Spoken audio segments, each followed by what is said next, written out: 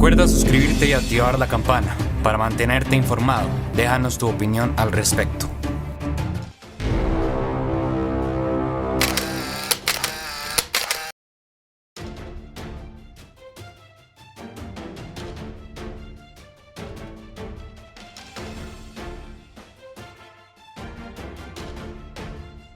Me llamo Alexis, yo soy colombiano, nací en Colombia y antes de la guerra vivía en España, era activista en los movimientos sociales y también en un partido político, pues en general pues antifascistas. Bueno, entre todo este movimiento pues yo decidí en 2014 llegar hasta aquí, viajar y para proteger a la población del Donbass de toda la locura que estaban haciendo, que era bombardear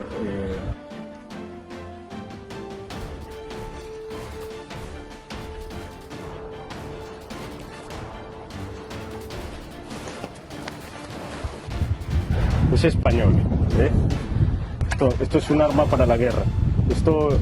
El Estado español no va a conseguir la paz enviando este tipo de cosas. Y bueno, dos regiones rusas en la frontera con Ucrania están sintiendo los embates de la guerra.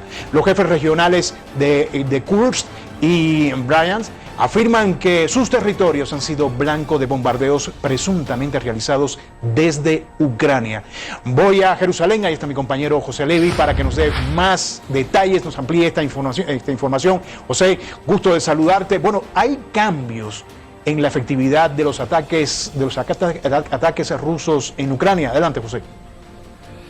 Sí, así es, Rey, y eso lo afirma no Rusia, sino que lo afirma el otro lado, Estados Unidos. En la OTAN, distintas fuentes aseguran que desde el comienzo de esta guerra hasta ahora ha habido cambios estratégicos, tácticos muy importantes de Rusia que están permitiendo mejorar de manera muy significativa la efectividad de las tropas rusas en el interior de Ucrania. Vemos, por ejemplo, si en un principio habían comenzado esta invasión también desde el norte y llegaban en columnas o intentaban hacerlo llegando a la capital, a Kiev, pero todo eso demostró su total ineficacia, porque ¿qué pasa? Las líneas de abastecimiento logístico simplemente no funcionaban y entonces no había combustibles, no había alimentos para los soldados, no había munición, y todo esto hizo que estos tanques, estos blindados se transformaran en blanco fácil para los misiles antitanques, sobre todo los del tipo Javelin, suministrados por la OTAN de Ucrania. Los soldados ucranianos simplemente disparaban, destruían estos blindados y se escapaban. Entonces, esto ha sido ahora cambiado. Hay unas estrategias muy distintas del movimiento de los blindados. También se afirma en la OTAN existe una coordinación mucho más efectiva entre las tropas rusas de tierra y los helicópteros desde el aire, y también está ahora centrado mucho más el tema de comando y control.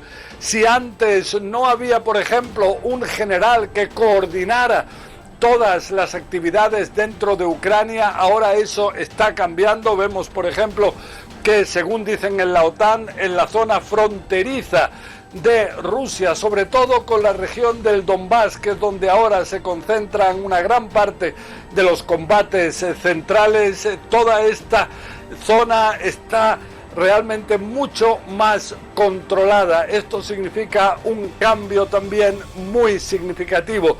Hay también que tener en cuenta que junto a esto las pérdidas hasta ahora del ejército ruso han sido enormes y no son fáciles de suplir esas pérdidas. Se habla de más de 20.000 soldados rusos. Se afirma en distintas fuentes en la OTAN que habrían muerto más de 20.000 en los combates durante estos más de 2 meses en el interior de Ucrania. Cerca de 1.000 tanques destruidos, cerca de 200 aviones, más de 150 helicópteros. Entonces todo esto sin duda no es fácil de suplir.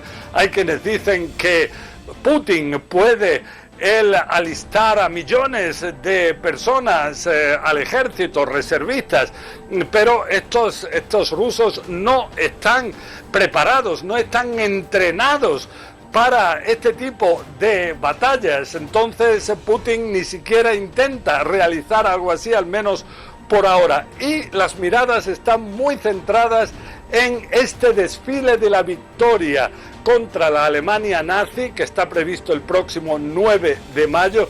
Es de suponer que para entonces Putin quiera presentar logros concretos de su ejército en las batallas, en lo que se califica en Moscú como operación militar especial. Ellos no hablan de guerra, no hablan de invasión, y es muy probable que anuncie algún tipo de avances concretos, pero no en la zona de Kiev, en el norte del país, sino principalmente en la región del Donbass y en el sur de Ucrania. Rey. José, pero en medio de todo esto está el tema nuclear.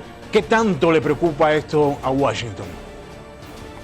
Bueno, sí, realmente ayer Joe Biden calificó de irresponsable las amenazas de que se pudiera llegar a una guerra nuclear que llegan estos días desde Moscú.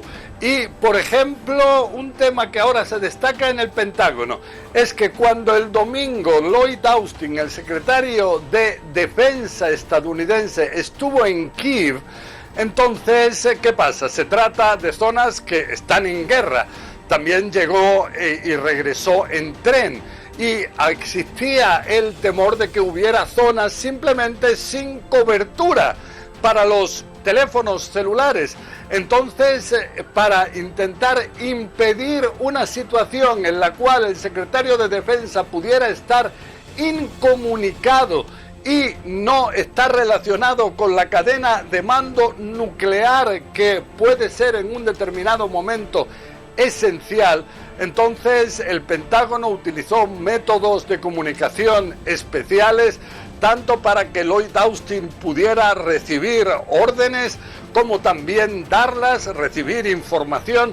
Lo que se quería impedir es que de alguna forma Lloyd Austin pudiera estar con su teléfono celular en una situación crítica nuclear y empezar a decir: perdón, pero no le escucho, ¿qué me está diciendo? Entonces, realmente, este tipo de situaciones, aunque parezcan que pueden ser humorísticas, preocupan al Pentágono, y en este caso se le habría dado una respuesta para impedir que se pudiera llegar a algo así.